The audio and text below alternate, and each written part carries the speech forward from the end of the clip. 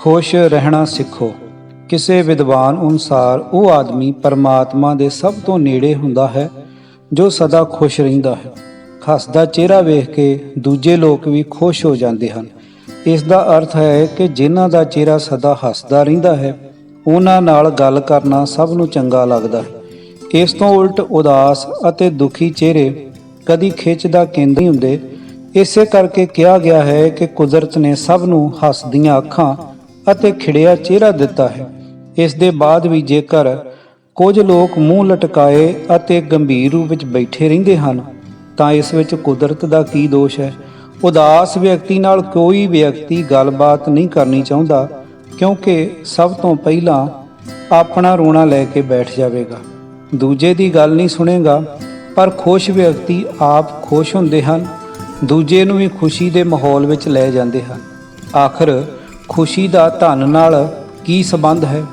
ਖੁਸ਼ ਦਿਲ ਇਨਸਾਨ ਦੂਜਿਆਂ ਦਾ ਦਿਲ ਜਿੱਤ ਲੈਂਦਾ ਹੈ। ਉਸ ਦੇ ਮੂੰਹ ਵਿੱਚੋਂ ਇੱਕ ਇੱਕ ਸ਼ਬਦ ਸ਼ਹਿਦ ਨਾਲ ਭਰਿਆ ਨਿਕਲਦਾ ਹੈ। ਉਸ ਦੀ ਇੱਕ ਇੱਕ ਗੱਲ ਪਤਾਸਿਆਂ ਵਿੱਚ ਘੁਲੀ ਹੁੰਦੀ ਹੈ ਜੋ ਦੂਜਿਆਂ ਨੂੰ ਜਲਦੀ ਪ੍ਰਭਾਵਿਤ ਕਰ ਲੈਂਦੀ ਹੈ। ਅਜਿਹਾ ਵਿਅਕਤੀ ਰੁਜ਼ਗਾਰ ਵਿੱਚ ਸਫਲਤਾ ਪ੍ਰਾਪਤ ਕਰਨ ਵਿੱਚ ਹੀ ਨਿਪੁੰਨ ਹੁੰਦਾ ਹੈ, ਕਿਉਂਕਿ ਉਹ ਦੁੱਖ ਦੇ ਮੌਕਿਆਂ ਨੂੰ ਦਬਾਉਣ ਵਿੱਚ ਕਾਮਯਾਬ ਹੁੰਦਾ ਹੈ। ਉਸ ਦੀ ਖੁਸ਼ੀ, ਉਦਾਸੀ, ਗੰਭੀਰਤਾ ਆਲਸ ਆਦਿ ਦੇ ਜਾਲ ਨੂੰ ਕੱਟਣ ਦੀ ਸ਼ਕਤੀ ਰੱਖਦੀ ਹੈ। ਦੂਜੀ ਗੱਲ ਇਹ ਹੈ ਕਿ ਉਹ ਆਪਣੀਆਂ ਗੱਲਾਂ ਤੇ ਕਰਮਾਂ ਨਾਲ ਵਾਤਾਵਰਣ ਨੂੰ ਵੀ ਖੁਸ਼ਨੁਮਾ ਬਣਾ ਦਿੰਦਾ ਹੈ। ਅਜਿਹਾ ਕਿਹਾ ਜਾਂਦਾ ਹੈ ਕਿ ਜਿੱਥੇ ਖੁਸ਼ੀ ਹੁੰਦੀ ਹੈ ਉੱਥੇ ਬਿਮਾਰੀਆਂ ਭੁੱਲ ਕੇ ਵੀ ਨਹੀਂ ਆਉਂਦੀਆਂ।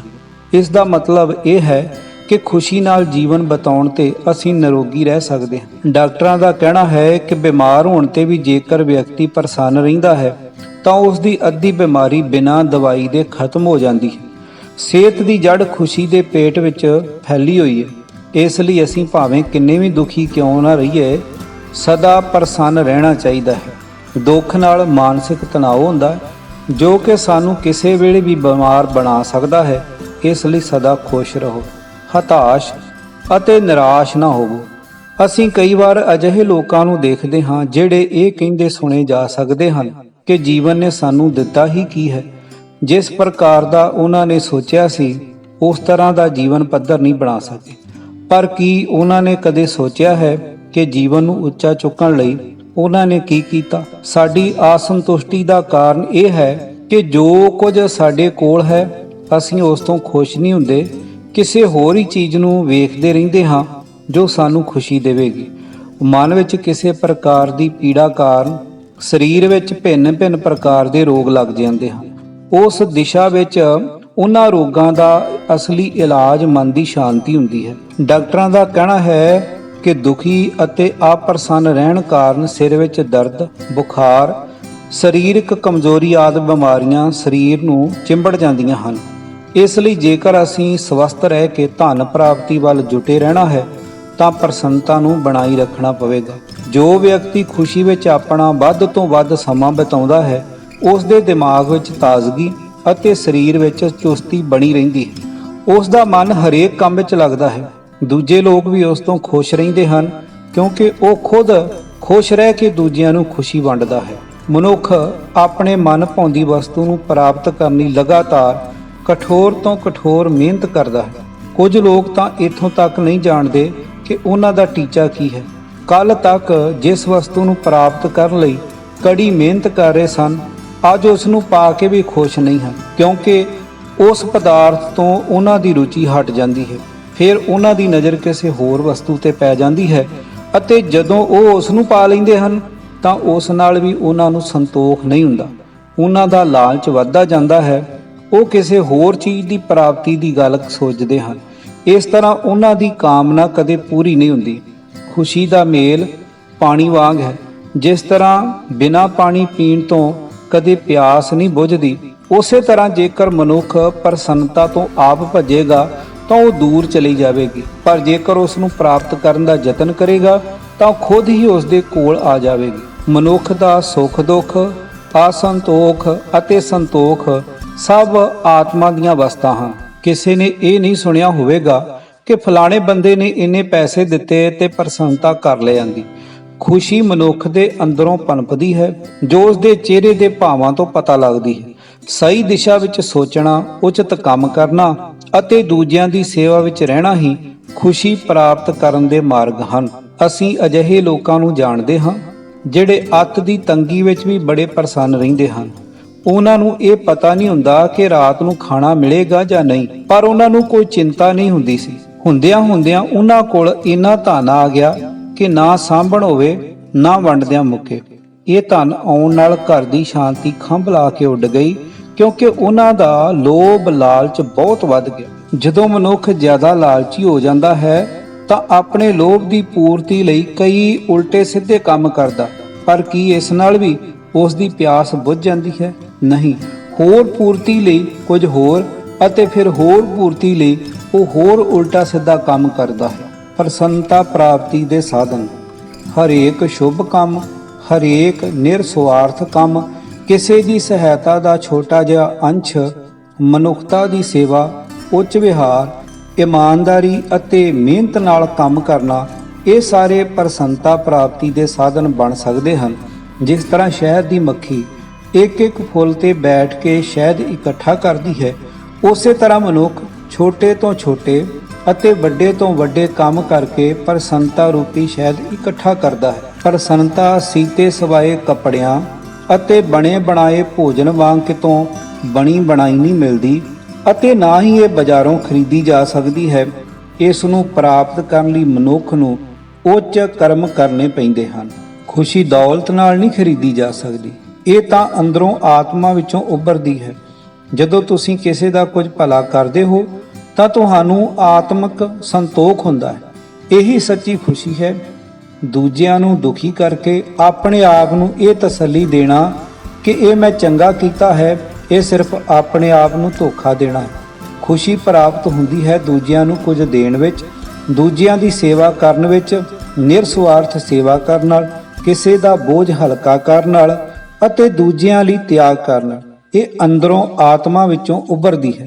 ਕੁਦਰਤ ਨੇ ਸੰਸਾਰ ਵਿੱਚ ਇੰਨਾ ਕੁ ਖੁਸ਼ੀ ਦਾ ਭੰਡਾਰ ਰੱਖਿਆ ਹੈ ਕਿ ਉਸ ਨੇ ਚੰਗੀ ਸਿਹਤ, ਸਵੱਛ ਜਲਵਾਯੂ, ਤਾਜ਼ਗੀ, ਖੁੱਲੀ ਚਮਕ ਦੀ ਧੁੱਪ, ਅੰਨ ਦੇ ਭੰਡਾਰ, ਬਨਸਪਤੀ ਦੀ ਬਹੁਲਤਾ ਆਦਿ ਨੂੰ ਮਿਲਾ ਕੇ ਇੱਕ ਖੁਸ਼ੀ ਨਾਮ ਦਾ ਜੂਸ ਤਿਆਰ ਕੀਤਾ ਹੈ, ਜਿਸ ਨੂੰ ਜੋ ਵੀ ਚਾਹੇ ਲੈ ਸਕਦਾ, ਪੀ ਸਕਦਾ ਹੈ। ਕਿਸੇ ਤਰ੍ਹਾਂ ਦੀ ਕੋਈ ਬੰਦਸ਼ ਨਹੀਂ ਹੈ। ਜਾਨਵਾਨ ਮੇਕਰ ਨੇ ਕਿਹਾ ਹੈ, ਜੇਕਰ ਲੋਕ ਸਵੇਰੇ ਉੱਠ ਕੇ ਚੜ੍ਹਦੇ ਸੂਰਜ ਨੂੰ ਦੇਖ ਕੇ ਖੁਸ਼ੀ ਦਾ ਅਨੁਭਵ ਕਰਨਗੇ ਤਾਂ ਉਹਨਾਂ ਦਾ ਸਾਰਾ ਦਿਨ ਖੁਸ਼ੀ ਵਿੱਚ ਬੀਤੇਗਾ ਅਤੇ ਰਾਤ ਚੈਨ ਨਾਲ ਕੱਟੇਗੀ। ਦੂਜੀ ਸਵੇਰ ਫਿਰ ਉਹਨਾਂ ਨੂੰ ਚੜ੍ਹਦੇ ਸੂਰਜ ਦੇ ਦਰਸ਼ਨ ਹੋਣਗੇ ਅਤੇ ਫਿਰ ਇਹੀ ਕ੍ਰਮ ਲਾਗੂ ਹੋ ਜਾਵੇਗਾ। ਇਸ ਸੰਸਾਰ ਦਾ ਜੀਵਨ ਚੱਕਰ ਖੁਸ਼ੀ ਵਿੱਚ ਬੀਤ ਜਾਵੇਗਾ। ਇਸ ਸੰਸਾਰ ਵਿੱਚ ਜੋ ਸਭ ਤੋਂ ਗਰੀਬ ਹੈ, ਸਭ ਤੋਂ ਸਧਾਰਨ ਹੈ, ਉਸ ਦੇ ਕੋਲ ਓਨਾ ਹੀ ਕੀਮਤੀ ਸਮਾਂ ਹੈ ਜਿੰਨਾ ਕਿ ਕਿਸੇ ਰਾਜੇ ਕੋਲ। ਧਨ ਵਿੱਚ ਇੰਨੀ ਸ਼ਕਤੀ ਨਹੀਂ ਕਿ ਖੁਸ਼ੀ ਖਰੀਦ ਸਕੇ। ਕੇਵਲ ਤੇ ਕੇਵਲ ਇੱਕੋ ਵਸਤੂ ਹੈ ਜਿਸ ਨੂੰ ਸਦਾ ਚਿਰ ਸਾਂਭ ਕੇ ਰੱਖਿਆ ਜਾ ਸਕਦਾ ਹੈ, ਉਹ ਹੈ ਉਚਿਤ ਕੋਸ਼ਿਸ਼, ਉਚਿਤ ਆਚਰਣ ਆਦਿ। ਪ੍ਰਸੰਨਤਾ ਅਮੁੱਲ ਹੈ। ਇਹ ਸੰਸਾਰ ਇੱਕ ਡੂੰਘੇ ਖੂਹ ਦੀ ਤਰ੍ਹਾਂ ਹੈ, ਜਿੱਥੇ ਤੁਸੀਂ ਜਿੰਨੀ ਉੱਚੀ ਆਵਾਜ਼ ਕੱਢੋਗੇ ਓਨੀ ਹੀ ਵਾਪਸ ਪਰਤ ਕੇ ਆਵਾਜ਼ ਆਵੇਗੀ। ਇਹ ਸੰਸਾਰ ਇੱਕ ਸ਼ੀਸ਼ੇ ਵਾਂਗ ਹੈ, ਜਿਸ ਵਿੱਚ ਸਿਰਫ ਝਾਕਣ ਵਾਲੇ ਦਾ ਚਿਹਰਾ ਹੀ ਦਿਖਾਈ ਦੇਵੇਗਾ। ਆਮ ਆਦਮੀ ਓਨੀ ਹੀ ਖੁਸ਼ੀ ਹਾਸਲ ਕਰਦਾ ਹੈ ਜਿਸ ਲਈ ਉਹ ਧੰਨਵਾਦੀ ਰਹਿੰਦਾ ਹੈ। ਖੁਸ਼ੀ ਨੂੰ ਖਰੀਦਿਆ ਨਹੀਂ ਜਾ ਸਕਦਾ, ਇਹ ਮਨੁੱਖ ਦੇ ਅੰਦਰ ਹੀ ਹੁੰਦੀ ਹੈ। ਜਿਸ ਤਰ੍ਹਾਂ ਜੇਕਰ ਸ਼ੀਸ਼ੇ ਵਿੱਚ ਵੇਖ ਕੇ ਅਸੀਂ ਹੱਸਾਂਗੇ ਤਾਂ ਸਾਨੂੰ ਸਾਡਾ ਚਿਹਰਾ ਹੱਸਦਾ ਨਜ਼ਰ ਆਏਗਾ। ਜੇਕਰ ਮੂੰਹ ਚੜਾਵਾਂਗੇ ਤਾਂ ਅੱਗੋਂ ਵੀ ਮੂੰਹ ਚੜਾਉਂਦਾ ਚਿਹਰਾ ਵੇਖਾਂਗੇ। ਜੇਕਰ ਚਿੰਤਾ ਫਿਕਰ ਵਾਲਾ ਮੂੰਹ ਬਣਾਵਾਂਗੇ ਤਾਂ ਅੱਗੋਂ ਵੀ ਉਸੇ ਤਰ੍ਹਾਂ ਦਾ ਮੂੰਹ ਦਿਸੇਗਾ। ਕਈ ਲੋਕ ਦੂਜਿਆਂ ਨੂੰ ਇਹ ਸਿੱਖਿਆ ਦਿੰਦੇ ਹਨ ਕਿ ਇਹ ਸੰਸਾਰ ਮਿਥਿਆ ਹੈ। ਸਵਰਗ ਦੀ ਪ੍ਰਾਪਤੀ ਤਾਂ ਹੋਵੇਗੀ ਜੇਕਰ ਇਸ ਸੰਸਾਰ ਵਿੱਚ ਰਹਿ ਕੇ ਸਵਰਗ ਦੇ ਮਾਰਗ ਲਈ ਕਰਮ ਕੀਤੇ ਜਾਣ। ਜੇਕਰ ਕਰਮ ਨਹੀਂ ਕਰੋਗੇ ਤਾਂ ਨਰਕ ਦਾ ਦਰਵਾਜ਼ਾ ਖੁੱਲ੍ਹਾ ਹੈ। ਪਰ ਪੁੱਛੋ, ਜਦੋਂ ਇਨਸਾਨ ਮਰ ਹੀ ਗਿਆ ਫਿਰ ਉਸ ਨੂੰ ਕੀ ਪਤਾ ਦਰਵਾਜ਼ਾ ਨਰਕ ਦਾ ਹੈ ਜਾਂ ਸਵਰਗ ਦਾ। ਜੇਕਰ ਉਹ ਸਦਕਰਮੀ ਹੈ ਤਾਂ ਇਸੇ ਸੰਸਾਰ ਵਿੱਚ ਹੀ ਸੁੱਖ ਪਾਵੇਗਾ, ਅਤੇ ਇਸ ਤੋਂ ਉਲਟ ਜੇ ਮੰਦਭਾਗਾ ਹੋਵੇ ਤਾਂ ਨਰਕ ਵਿੱਚ ਵੀ ਉਸਨੇ ਇੱਥੇ ਹੀ ਭੋਗਣਾ ਹੈ। ਵਿਸ਼ੇਸ਼ ਵਿਅਕਤੀ ਬਣਨਾ ਹਰੇਕ ਦੇ ਵੱਸ ਦੀ ਗੱਲ ਨਹੀਂ। ਇਹ ਤਾਂ ਜਿਸ ਤੇ ਪ੍ਰਮਾਤਮਾ ਦੀ ਕਿਰਪਾ ਹੁੰਦੀ ਉਹੀ ਬਣ ਸਕਦਾ ਹੈ। ਪਰਮਾਤਮਾ ਨੇ ਮਨੁੱਖ ਨੂੰ ਇਸੇ ਕਰਕੇ ਬਣਾਇਆ ਹੈ ਕਿ ਆਪ ਵੀ ਖੁਸ਼ ਰਹੋ ਅਤੇ ਦੂਜਿਆਂ ਨੂੰ ਵੀ ਖੁਸ਼ ਰੱਖੋ। ਆਪਣੇ ਵੱਲੋਂ ਤਾਂ ਪ੍ਰਮਾਤਮਾ ਨੇ ਮਨੁੱਖ ਨੂੰ ਪਰਿਪੂਰਨ ਬਣਾਇਆ ਹੈ, ਪਰ ਜੇਕਰ ਉਹ ਇਸ ਦੇ ਯੋਗ ਨਹੀਂ ਤਾਂ ਪ੍ਰਮਾਤਮਾ ਦਾ ਕੀ ਦੋਸ਼। ਨਿਊਯਾਰਕ ਵਿੱਚ ਇੱਕ ਨਾਟਕ ਮਹੀਨੇ ਭਰ ਚੱਲਦਾ ਰਿਹਾ। ਉਸ ਨਾਟਕ ਦਾ ਨਾਮ ਸੀ ਪੋਲੀਆਨਾ। ਉਸ ਨਾਟਕ ਦੀ ਨਾਇਕਾ ਕਹਿੰਦੀ ਹੈ ਕਿ ਜਦੋਂ ਪ੍ਰਮਾਤਮਾ ਨੇ ਸਾਨੂੰ 800 ਵਾਰ ਇਹ ਕਹਿਣ ਦਾ ਕਸ਼ਟ ਉਠਾਇਆ ਕਿ ਅਸੀਂ ਪ੍ਰਸੰਨ ਰਹੀਏ, ਆਨੰਦ ਉਠਾਈਏ, ਤਾਂ ਇਸ ਦਾ ਇਹੀ ਅਰਥ ਹੈ ਕਿ ਉਹ ਸਾਡੇ ਤੋਂ ਇਹ ਕੰਮ ਕਰਵਾਉਣਾ ਚਾਹੁੰਦਾ ਹੈ। ਪ੍ਰਸੰਨ ਰਹੋ, ਵੱਧ ਤੋਂ ਵੱਧ ਪ੍ਰਸੰਨ ਰਹੋ। ਈਸ਼ਵਰ ਦੀ ਪ੍ਰਸੰਨਤਾ ਤੁਹਾਡੀ ਸ਼ਕਤੀ ਬਣੇ। ਈਸ਼ਵਰ ਦੇ ਸੰਦੇਸ਼ ਦਾ ਪਾਲਣ ਕਰੋ, ਪ੍ਰਸੰਨ ਰਹੋ, ਆਨੰਦਿਤ ਰਹੋ। ਤੁਹਾਡੀ ਇਸ ਪ੍ਰਸੰਨਤਾ ਨੂੰ, ਤੁਹਾਡੇ ਇਸੇ ਆਨੰਦ ਨੂੰ ਕੋਈ ਦੂਜਾ ਤੁਹਾਡੇ ਤੋਂ ਖੋਹ ਨਹੀਂ ਸਕਦਾ। ਤੁਹਾਡੀ ਪ੍ਰਸੰਨਤਾ ਪਰਿਪੂਰਨ ਹੈ। ਸੰਘਰਸ਼, ਨਿਰਾਸ਼ਾ, ਕਠਿਨਾਈਆਂ, ਦੁੱਖ, ਸੰਕਟ ਇਨਸਾਨ ਨੂੰ ਕਮਜ਼ੋਰ ਕਰਨ ਲਈ ਨਹੀਂ, ਸਗੋਂ ਉਸ ਨੂੰ ਵੱਧ ਸ਼ਕਤੀਸ਼ਾਲੀ ਬਣਾਉਣ ਲਈ ਹਨ। ਸੋਨੇ ਨੂੰ ਇਸ ਲਈ ਨਹੀਂ ਤਪਾਇਆ ਜਾਂਦਾ ਕਿ ਉਸ ਦੀ ਚਮਕ ਮਰੇ, ਬਲਕਿ ਇਸ ਲਈ ਤਪਾਇਆ ਜਾਂਦਾ ਹੈ ਕਿ ਇਸ ਵਿੱਚ ਹੋਰ ਨਿਖਾਰ ਆਵੇ। ਜਦੋਂ ਤੁਸੀਂ ਕਿਸੇ ਦੀ ਜਰਾ ਜਿੰਨੀ ਗੱਲ ਤੇ ਵੀ ਖਿੱਝਦੇ, ਸ਼ਿਕਾਇਤ ਕਰਦੇ, ਛੋਟੇ ਜਿਹੇ ਕਸ਼ਟ ਜਾਂ ਰੁਕਾਵਟ ਨੂੰ ਬਹੁਤ ਵੱਡੀ ਸਮਝਦੇ ਹੋ, ਤਾਂ ਨਿਸ਼ਚਿਤ ਮੰਨੋ ਕਿ ਉਹ ਮਨੁੱਖਤਾ ਤੋਂ ਦੂਰ ਹਨ। ਉਹ ਮਨੁੱਖਤਾ ਦਾ ਨਿਰਾਦਰ ਕਰਦੇ ਹਨ। ਖੁਸ਼ੀ ਤਰੱਕੀ ਦੀ ਪੌੜੀ। ਵਿਚਾਰਵਾਨ ਦੇ ਅਨੁਸਾਰ ਮੈਂ ਉਸ ਬਜ਼ੁਰਗ ਔਰਤ ਦੇ ਬਾਰੇ ਸੋਚਦਾ ਹਾਂ ਜੋ ਬਜ਼ੁਰਗ ਹੋਣ ਦੇ ਨਾਲ ਸਾਧਨਹੀਣ ਸੀ। ਜੀਵਨ ਭਰ ਉਸ ਨੂੰ ਉਦਾਸੀ ਹੀ ਝੱਲਣੀ ਪਈ ਸੀ। ਸੰਕਟਾਂ ਵਿੱਚ ਹੀ ਜੀਵਨ ਬੀਤਿਆ ਅਤੇ ਬੀਤ ਰਿਹਾ ਸੀ। ਫਿਰ ਵੀ ਕਦੀ ਵੀ ਕਿਸੇ ਪ੍ਰਕਾਰ ਦੀ ਸ਼ਿਕਾਇਤ ਨਹੀਂ ਕੀਤੀ। ਇੱਕ ਵਾਰ ਕਿਸੇ ਨੇ ਉਸ ਤੋਂ ਆਸ਼ਾਵਾਦ ਦਾ ਕਾਰਨ ਪੁੱਛਿਆ ਤਾਂ ਉਸ ਨੇ ਕਿਹਾ ਕਿ ਉਸ ਨੇ ਇੱਕ ਆਨੰਦ ਨਾਮਕ ਪੁਸਤਕ ਆਪਣੇ ਕੋਲ ਰੱਖੀ ਹੋਈ ਹੈ।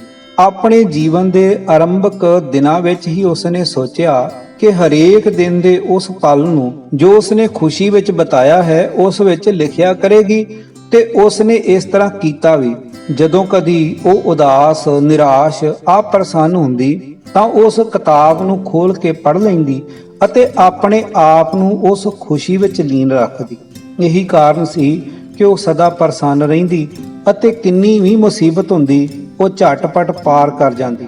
ਉਹ ਸੋਚਦੀ, ਮੈਂ ਕਿਸ ਨੂੰ ਸ਼ਿਕਾਇਤ ਕਰਾਂ ਤੇ ਕਿਉਂ ਕਰਾਂ। ਇੱਕ ਅਜਿਹਾ ਵਿਅਕਤੀ ਵੀ ਮੈਂ ਦੇਖਿਆ ਜਿਹੜਾ ਸਦਾ ਪ੍ਰਸੰਨ ਰਹਿੰਦਾ ਸੀ। ਉਸ ਵਰਗਾ ਪ੍ਰਸੰਨ ਵਿਅਕਤੀ ਮੈਂ ਹੋਰ ਕੋਈ ਨਹੀਂ ਵੇਖਿਆ। ਅੱਜ ਉਹ ਇੱਕ ਸਫਲ ਵਪਾਰੀ ਹੈ, ਪਰ ਉਸ ਦੇ ਖਿੜੇ ਚਿਹਰੇ ਦਾ ਕਾਰਨ ਉਸ ਦਾ ਸਫਲ ਹੋਣਾ ਨਹੀਂ ਹੈ। ਇਹ ਚਿਹਰਾ ਉਦੋਂ ਵੀ ਕਮਲ ਵਾਂਗ ਖਿੜਿਆ ਹੋਇਆ ਸੀ ਜਦੋਂ ਉਹ ਵਪਾਰੀ ਬਣਨ ਲਈ ਕੜਾ ਸੰਘਰਸ਼ ਕਰ ਰਿਹਾ ਸੀ। ਉਸ ਦੇ ਇਸ ਸੁਝਾਅ ਤੋਂ ਲੋਕਾਂ ਨੂੰ ਪ੍ਰੇਰਨਾ ਮਿਲਦੀ ਹੈ ਕਿ ਉਹ ਜਿਸ ਕਿਸੇ ਨੂੰ ਦੁਖੀ ਦੇਖਦਾ ਉਸ ਕੋਲ ਜਾਂਦਾ, ਉਸ ਨੂੰ ਚੁਟਕਲਾ, ਗੀਤ ਆਦਿ ਸੁਣਾਉਂਦਾ ਅਤੇ ਖੁਸ਼ ਕਰਨ ਦਾ ਯਤਨ ਕਰਦਾ। ਇਸ ਤਰ੍ਹਾਂ ਕੋਈ ਪ੍ਰਾਣੀ ਕਿੰਨਾ ਵੀ ਦੁਖੀ ਕਿਉਂ ਨਾ ਹੁੰਦਾ, ਉਹ ਸਾਹਮਣੇ ਆਉਣ ਤੇ ਖੁਸ਼ ਹੋ ਜਾਂਦਾ। ਸਿਰਫ ਪ੍ਰਸੰਨਤਾ ਦੀ ਗੱਲ ਸੋਚੋ, ਖੁਸ਼ ਰਹੋ ਅਤੇ ਦੂਜਿਆਂ ਨੂੰ ਖੁਸ਼ ਕਰਨ ਦਾ ਯਤਨ ਕਰੋ। ਇਹੀ ਤੁਹਾਡੇ ਜੀਵਨ ਦਾ ਭੇਦ ਹੈ। ਤਰੱਕੀ ਚਾਹੀਦੀ ਹੈ ਤਾਂ ਉਹ ਵਪਾਰੀ ਬਣੋ ਜੋ ਸੰਘਰਸ਼ ਕਾਲ ਵਿੱਚ ਵੀ ਸਦਾ ਮੁਸਕਰਾਉਂਦਾ ਰਹਿੰਦਾ ਹੈ, ਜਿਸ ਦੀ ਮੁਸਕਾਨ ਹੀ ਉਸ ਦੀ ਤਰੱਕੀ ਦੀ ਪੌੜੀ ਬਣੀ। ਇਸ ਵਿੱਚ ਕੁਝ ਨਹੀਂ ਲੱਗਦਾ। ਪ੍ਰਸੰਨਤਾ ਬੇਮੋਲ ਹੈ ਪਰ ਅਨਮੋਲ ਹੈ। ਆਪਣੀ ਚਿੰਤਾ ਅਤੇ ਤਣਾਅ ਨੂੰ ਤਿਆਗ ਕੇ ਜਦੋਂ ਤੁਸੀਂ ਇਸ ਨੂੰ ਅਪਣਾਓਗੇ ਤਾਂ ਆਪ ਖੁਦ ਤਰੱਕੀ ਦੀਆਂ ਪੌੜੀਆਂ ਚੜ੍ਹਦੇ ਜਾਓਗੇ। ਲੇਖਕ ਸਵੇਟ ਮਾਰਡਿਨ, ਆਵਾਜ਼ ਗੁਰਜੰਟ ਸਿੰਘ ਪੁਆਲੀ। ਜੇਕਰ ਤੁਹਾਨੂੰ ਇਹ ਵਿਚਾਰ ਚੰਗਾ ਲੱਗਾ ਹੈ ਤਾਂ ਦੂਜਿਆਂ ਨਾਲ ਵੀ ਸਾਂਝਾ ਕਰੋ।